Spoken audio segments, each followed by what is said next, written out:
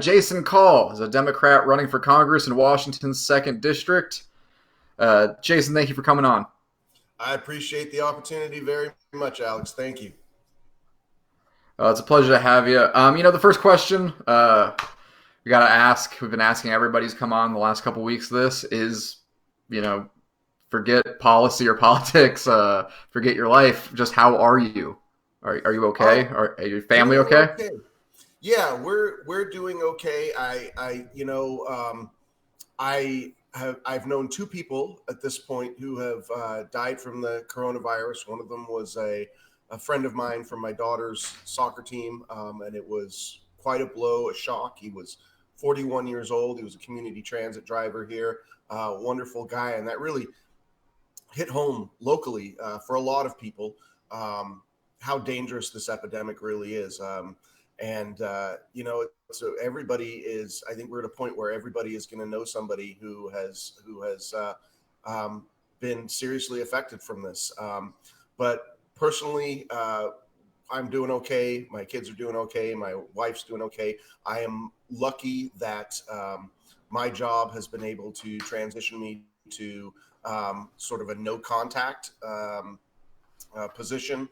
So I can still do my work. I work in insurance and I'm a field representative, but I inspect commercial buildings. But everything I can do right now is exterior and I don't have to set appointments. And so my company has made that adjustment and I appreciate that. And, I actually consider myself one of the lucky ones here. So we're holding down the fort, minimizing our contact with the outside world and making it through as best we can. I know a lot of people are really struggling, and we've got to do whatever we can to help our communities. Absolutely. And I just want to say, take a moment, my condolences to you, to your friends, your community members. You're in Washington, you are right in the thick of it. So Yeah, I'm I'm about 40 miles north of where the first U.S. death was, right here in Washington State, and so yeah, we have been somewhat of a ground zero for trying to contain this. I've got a few things to say about that about Washington State, but we can save that for later. Let's jump into it. I mean, what do you think of how Inslee and how mayors and city councils kind of across the state have handled it? Well, I have to say that the response in Washington now is good, but it was a delayed response. One of the things that I want to point out is that Boeing's largest manufacturing facility is here in Everett, Washington, and Boeing knew that a couple of dozen of their line workers had the COVID virus, and they kept business going. They did not suspend business until one of their line workers actually died. Um, and so the announcement for Washington State to essentially go on lockdown wasn't made until Boeing made their internal decision. And so if you want to know who pulls the strings in Washington State, it is companies like Amazon, it is companies like Boeing. Um, so I have my concerns. That Washington State is, we're a progressive state, but we're not nearly as progressive. We're very, very corporate friendly. We have the most regressive taxation system. We have no income tax here. That's why the billionaires like Jeff Bezos and Bill Gates love to live here. We're just a very corporate friendly state, and a lot of our politicians don't jump until Boeing gives them the nod. So I do have my concerns about that. In retrospect, we'll find out what happens in terms of whether the curve was flattened effectively here. I don't know that we have the look back data on that yet, but I certainly hope decisions that were made that were based on corporate profits rather than the public health will turn out to not be fully impactful.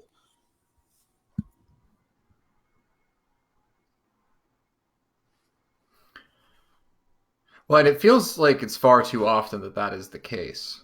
And I think seems to be a central theme of your campaign is running against kind of those corporate power structures and how they influence policy kind of across the entire spectrum of government. How important is that to you? How? Yeah, Because from a well, messaging standpoint, that's what I've taken away. yeah, well, we have a corporate owned we have a corporate essentially corporate owned representation. Here in Washington State, the name that people on our side of the spectrum are familiar with most is Pramila Jayapal. She wrote the HR 1384 Medicare for All, which of course I am fully supportive of. But of the seven, so Washington has 10 congressional districts. Seven of them are Democratic hands, and Pramila is the only person that you would call a progressive. Every single one of the other six is part of this new Democrats coalition, the third way, the corporate funded. They all take bags of money from industry, and none of them are supporting Medicare for all. Except Adam Smith, who was challenged by Sarah Smith in the ninth district in Washington back in 2018, if you remember her race.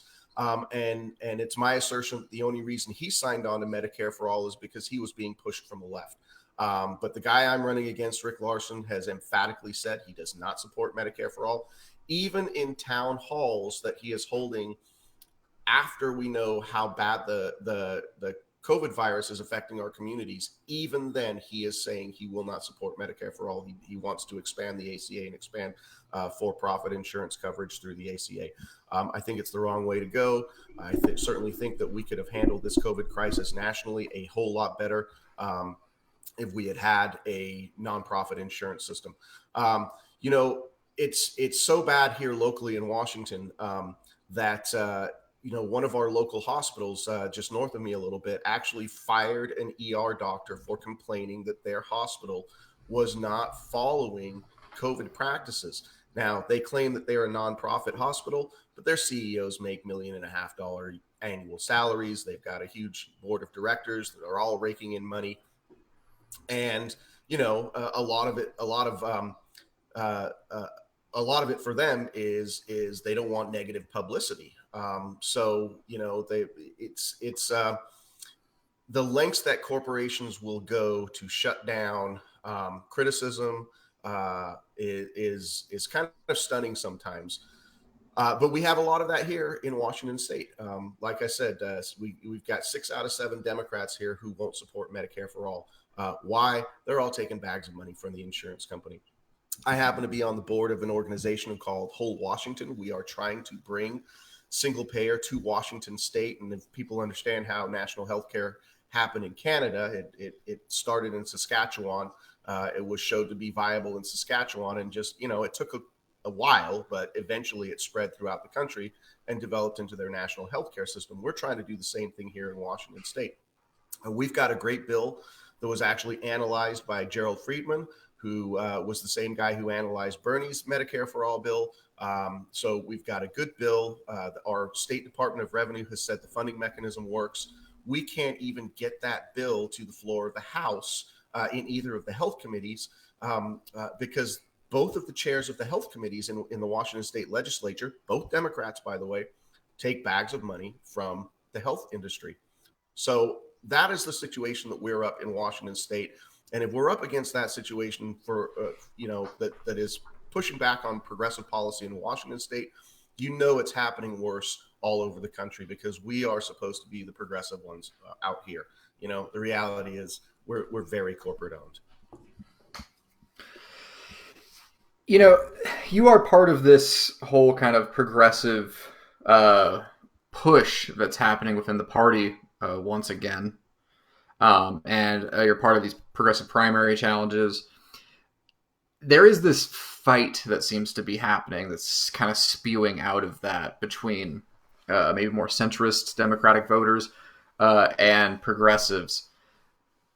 What have you done to try to win over some of those centrist voters or those moderate voters? I mean, what are you doing to kind of coalition build with them and show them why your views and your policies and you as a candidate are better than Larson, for example? Well, I am in some ways advantaged in that Larson is running on a long record of, corporate being owned by corporations. He signed the 2005 bankruptcy bill, which made it impossible for people to shed student loan debt through bankruptcy. He has been the chair of the House Aviation Subcommittee of the Transportation Committee. This is his only leadership position, is he's chair of the Aviation Subcommittee of Transportation. Um, and he presided over Boeing essentially regulating itself throughout the 737 MAX program, which has already been shown to that internal oversight affected their production quality and eventually resulted in the two 737 MAX crashes. I want to say over 340 deaths and thousands of Boeing jobs lost because the 737 MAX program has been essentially grounded, and all of the airlines who bought those jets have had to ground their fleets.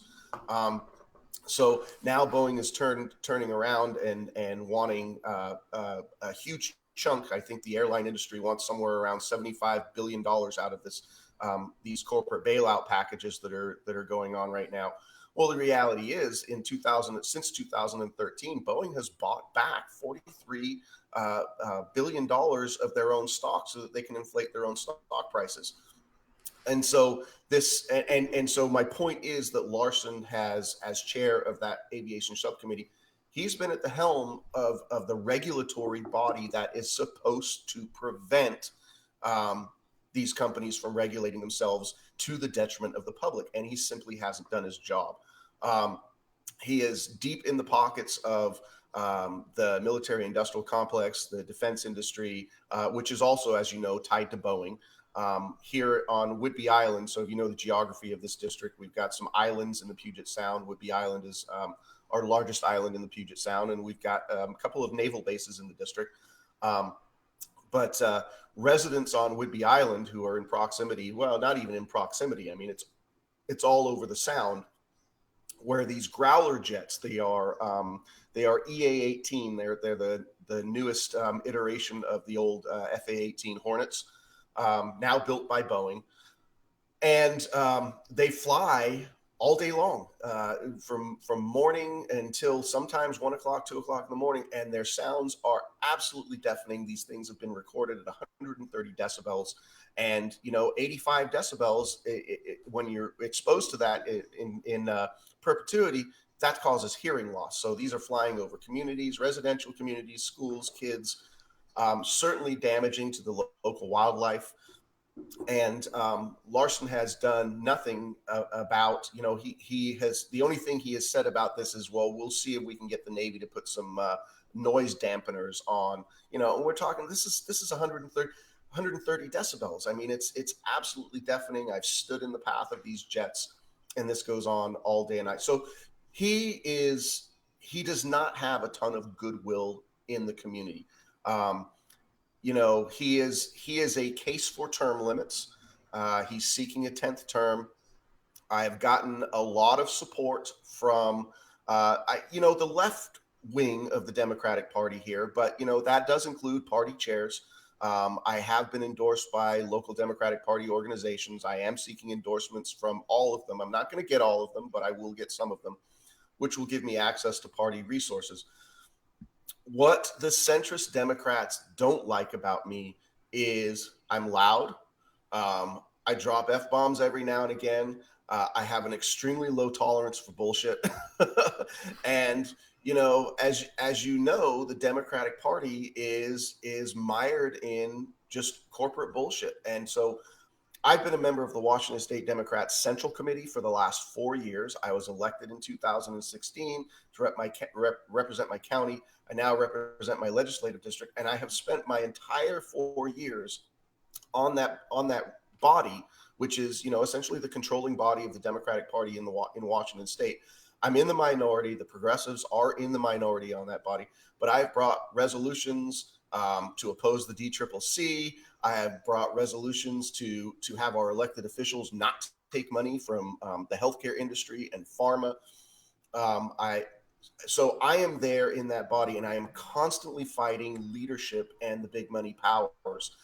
It is exhausting, and if we are going to make any changes in the Democratic Party, we've got to get progressives to stand up in larger numbers, to be involved in larger numbers.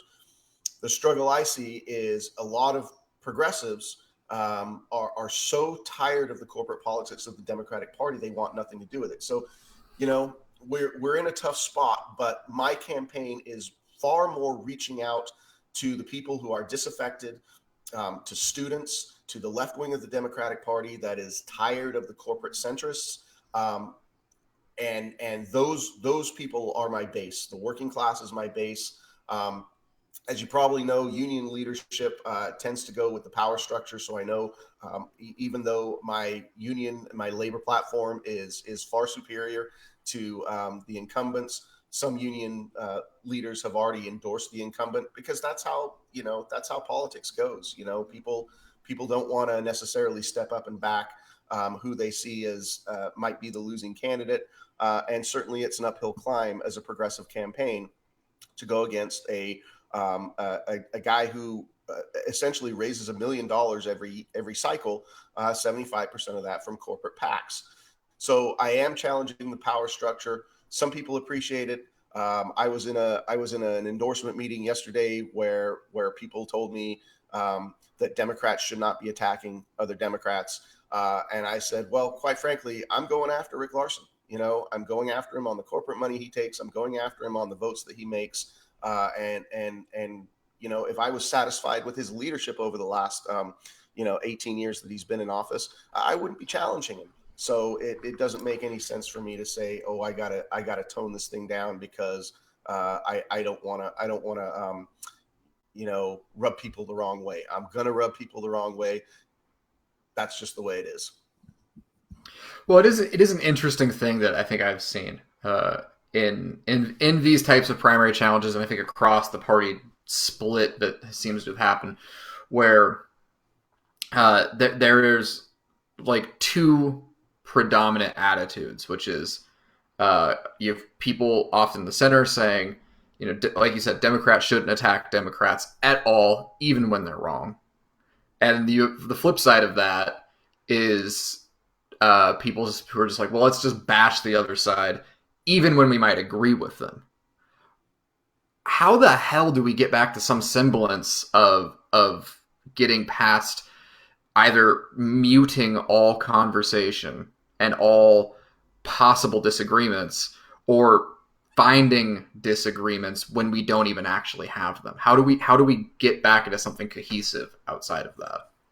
Well, I personally, I'm not somebody who looks for trouble where trouble isn't already there. I identify problems and I present solutions. The current problem is that the solutions, and if you just look at the Bernie Sanders campaign, and obviously I was a Bernie Sanders supporter and still am, and I thought what the DNC did over the last couple of weeks of the primary campaign was just absolutely awful. But the solutions that are presented do not jive with what the corporate ownership of the Democratic Party wants. So the Democratic Party is in a position right now where they have to decide what they stand for. Here in Washington State, I was on the platform committee for the Washington State Democrats in 2018, and we wrote a very progressive platform. If you read the 53 pages or whatever of the Washington State Democrats platform, you would see, wow, these are some super progressive ideals. Yes, we support Medicare for all. Like, as a party in Washington State, we support Medicare for all. So my fight has been, why is the party constantly propping up these representatives, such as the guy I'm challenging, but really most of them? Why are they propping up these representatives that are not going to fight for what we say as a party our values are? And it is confusing to me. The obvious answer to that is it's the money that comes in from the corporations. There is a huge sort of consultant class grift going on. You look at the way money is spent. So this consultant's being paid 100 grand, that consultant's being paid 100 grand, this marketing firm, that marketing firm. That's where this money is going. So I'll tell everybody out there that it does not take $1 million to effectively run a campaign if you are running on values. You need a certain minimum amount to get your literature printed, to pay some staff people. But the inspiration on the left is, do I have people believing in what I am saying and willing to go out there and work for me? Of course, we can't do the go out there and work for me now, but in whatever capacity we can at this point, can you get out there and promote my message for me? And that takes away this consultant class business. So the hundreds of thousands of dollars that get dropped into just the business around campaigning is really part of the problem. And so I look at all of the corporate money that comes in as, just a payoff. It's more of a power play than anything. Oh, wow, this guy's raising, he's getting $10,000 from Boeing, $10,000 from Honeywell, $10,000 from Raytheon, et cetera, et cetera. I'm not going to get that money, but that money only means you've got the corporate sector behind you. It doesn't mean that you've got people behind you. The Democratic Party basically needs to figure out what it stands for, because it cannot serve two masters. And I couldn't agree more in that sense. I think you mentioned something that really just resonated home for me, though, which is the kind of insane amount that some of these consultants get paid. I work on campaigns. I don't get paid exorbitant fees normally, but it is often it's the media consultants, and often what I think I've found, and maybe you've seen this too, is it's not the best ones who are demanding those types of paychecks. You need a mail house, you need a video guy, yada yada yada. Those are technical skills that people work really hard to do well, and they should be paid in accordance, absolutely.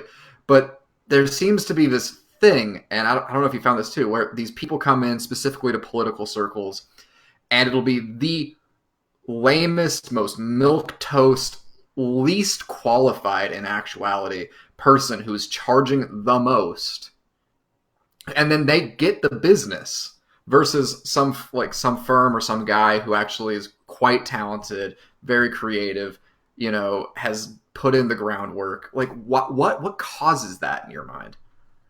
Well, I think there's a lot of sort of who I think that there are some of these firms that have been doing it, and we were actually I have a fantastic. This is one of the great things about running a grassroots campaign, is the people who are volunteering for me, they believe in what I'm doing, because they want the same things as me. I was asked, this isn't, running for Congress isn't something that I as an individual just stepped up and said one day I'm going to do it. I have been a voice in the progressive movement for years and years and years. I have a 30-year history of activism, and I had other people who said, you're the guy to do this, we want you to do this. And I said, are you sure? Because it's not all bread and roses here. I'm fire and brimstone as well. They know exactly what they're getting into with me. And so they appreciate my integrity. They appreciate my message. They appreciate that I'm going to get out there and I'm going to swing for the fences every time. The marketing strategists that you're talking about, they wouldn't be able to work with a candidate like me. They'd be telling me constantly, you can't say this, you can't say that. I'd be giving them, not only could I not pay them, but my style of politics, my style of politics is, it is not geared towards corporate machine politics. It's not geared towards empty platitudes and what is this? I mean, it's not like we don't craft our messaging. We absolutely do craft our messaging. We want to have the right message. We don't necessarily want to say things that are going to turn people off. But I'll give you, for instance, some people that I was talking about and said, well, you can't go so hard at military spending because you're going to turn off, the military voters. where I countered that and I said, you know, a lot of the people who are ground level in the military, they hate what's going on with our government right now. They know that they're the ones who are going to be sent to war, and they're not even making any money to do it. Their pay is awful. You know, their housing conditions are Yeah. awful. The military people are not happy with the way the military people is run. And I grew up in a military family. My father was Air Force. Um, but the consultants would not have me take on the military and the military industrial complex the way I feel it needs to be taken on. So there's just no working relationship there at all. It's not even possible. But what I do have, but you'll see that those firms, you'll see the names of certain marketing firms pop up regardless of which candidate you are looking at. You know, you where all across the country, and I forget the names of them right now, but my campaign team, my Oppo research team, and I were looking at them, last night, and we're like, I know which ones you're talking about. yeah, they show up all over the place, you know. So Yeah. that's what you're dealing with. I would rather have. I got a guy who works Oppo research for me, and he's on it constantly. I don't pay him anything because I can't, but he does it because he loves to do it because he believes in the message. The tech guy on my team is actually the guy who built the Burn app, and he's doing it. And I said, you know, as soon as we get money to kick your way, we're gonna make sure you get money, but we got to bring the money in first, which is the hardest thing for a progressive campaign. I've got a campaign manager who is, you know, who takes a paycheck when he can take a paycheck, but for the most part, it's volunteer work. So I I think, you know, I don't want to dismiss. I think campaign staff should be paid, but I think the fact that people are willing to come in here and volunteer their time for me because they believe in the message is far more a testament to the power of the progressive movement than, you know, being able to raise, you know, $1 million from corporations and then pay off these milk, like you said, milk toast consultants. So that's the power of what we're doing, and I don't know if I speak for all of the candidates who are running across the country like that, but I suspect that what I'm saying here would hit home for many or most of them. let's let's redirect. Still on the subject of campaigning, but I mean, let's redirect away from I think the inside baseball of it and to the inside baseball of you and your team. And you know you were running a grassroots campaign that requires a lot of face to face human interaction. What are you guys doing now to pivot away from that? Well, we do a lot of Zoom meetings. Our campaign staff does. You know, Zoom has been shown itself to be a wonderful tool, and so we will check in with each other every few days and sort of run through our to-do list and make sure that people are, you know, where they need to be. My field director, my campaign manager, my tech director, my marketing director. You know, so there's 5 or 6 of us that will get together fairly regularly, and we have a large volunteer base. We have well over 100 people in the district who have signed up through our website, callforcongress.com /volunteer, who have signed up because they want to do the work because they believe in the message. So I'm letting my field director handle the volunteer signups. Sometimes I will interact with the volunteers, send them out emails or whatever, but excuse me. Of course, everything is done online at this point, and I feel extremely advantaged that I have some fantastic and committed tech people to do this work for me, because I am not a tech guy. I'm a policy guy, and so I am constantly leaning on them and saying, all right, what's next? What do we do next? Can we set this up? How can we do the outreach to these people? And they say, we got it covered. We got it covered. So, And you know, mentioning being a policy guy, we actually, the one thing we didn't do in this interview, which feels so counterintuitive to interviewing someone running for office, is talk that much about policy. You know, you mentioned that you support Medicare for all. Um, let's hit some other ones. You know, the other big ones, a Green New Deal. You support that, Green New right? Deal, you know, Green New Deal, obviously, Green New Deal with a, you know, coupled with a federal jobs guarantee.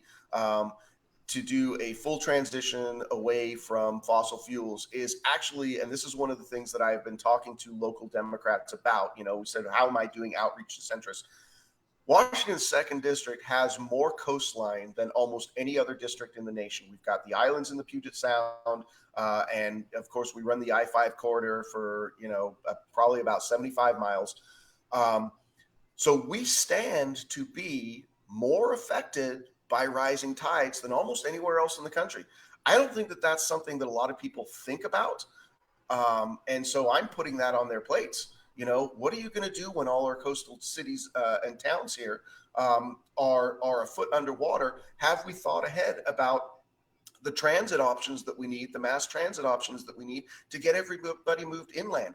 Because our current representative, while he may do the occasional local environmental project, he protects a wetland, or, he does something with a walking trail, and then he can say, oh, look, I'm an environmentalist. He does nothing. He has actually been identified as one of the pro-extinction caucus, which some people take issue with that term. No human is pro-extinction. But you know what? You're supporting policies that are going to cause our species to go extinct, in 100 years. So he is one of those guys.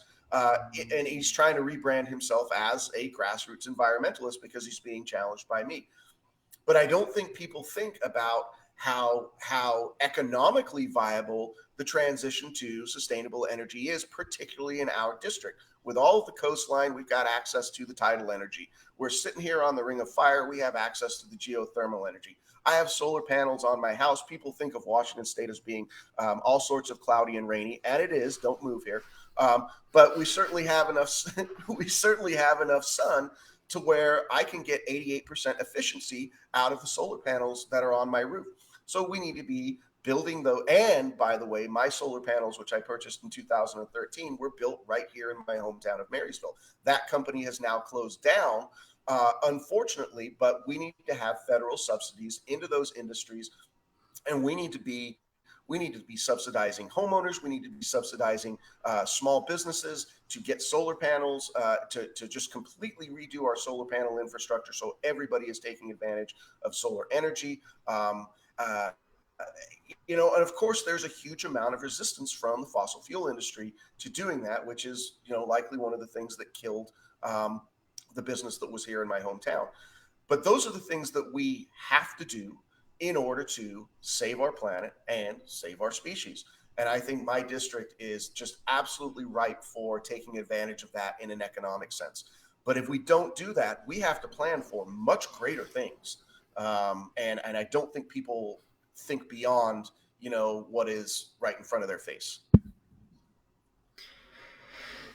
I think that's absolutely true. And I think, the one thing that I had this realization kind of recently, interacting with voters who are maybe apprehensive about the Green New Deal, or about kind of like these big packages in general, is that the idea of it being just one large package, and it confuses people sometimes, and they like when you look at these actual. I'm struggling to find the right way to phrase this, because this is a very new thought I was having on this, and I feel like it kind of tied in there, where it's almost easier for the average voter to do, like you said, like what Larson does, a PR puff piece, but they can promote that one concrete action really well and push that out. It struck me while I was having these conversations, where it seemed like some people were having a hard time grasping it, that if you actually go back and look at, say, the Square Deal or the New Deal or the Great Society, that while they were an overarching program, they were made up of lots of smaller pieces, some very large, Exactly. some very specialized. I feel like we need to get better about explaining the nuts and bolts of what this might look like. Well, and see, actually, you've hit upon what a marketing problem is for the Green New Deal, is because we actually don't know a lot of the areas where, it's like, it is a vision. It is a roadmap of where we need to be. It's not necessarily the individual policy pieces, but when you say I support the Green New Deal, what you are saying is, I support whatever the hell we can do to save our planet. And it means that we are not going to take corporate profits into account. We are going to take the health of the environment into account. We are going to look long term rather than short term, which is that is, if there was any problem in politics, it is that we are reactive to the short term rather than planning for the long term. So it's really upending all of the conventional wisdom about how our political system operates. To present this giant package and then say, we don't know exactly what those pieces are going to be, but I can throw out a few pieces. I support a federal waste management program, a federal waste management and recycling program. I think that that is something, our waste management systems, one, they shouldn't be profit based. When we end up with profit based recycling, we end up finding that recycling is actually expensive. Okay, but it still needs to be done. You can't abandon recycling just because it's going to cost you some money. Okay, so what do we need? We need some federal subsidies to make sure that we have a good recycling program and that we aren't sending our waste out on barges to landfills. There's got to be something better done. I don't have the individual, like, here's the science behind what we can do. Other people are smarter than me at that. What I want to do is say, this is what we need to get accomplished. Now, let's let the really smart people figure out how to do it. I will make sure that the money is there to get it done. Well, that alone is such a refreshing take to have someone just say, "Hey, my job is not to be an expert on everything. It's to listen to an expert or find an expert and give them cash to handle it." Yeah, isn't it amazing how many scientists who don't actually have science degrees are in Congress right now? you know, but Well, you I mean, can't. it's like, That's the thing is you can't be that. I'm a policy person. I'm not a scientist. I'm smart enough to. I was a math teacher for 18 years, so I got a little bit of something upstairs. And I understand enough to know who to be talking to, who to believe, how to do research, how to, I taught AP statistics for 5 years. I understand how to look at numbers and know whether those numbers are saying something valid or not. And so those are my strengths. But in terms of the actual individual policies, hell yeah, I'm turning to somebody.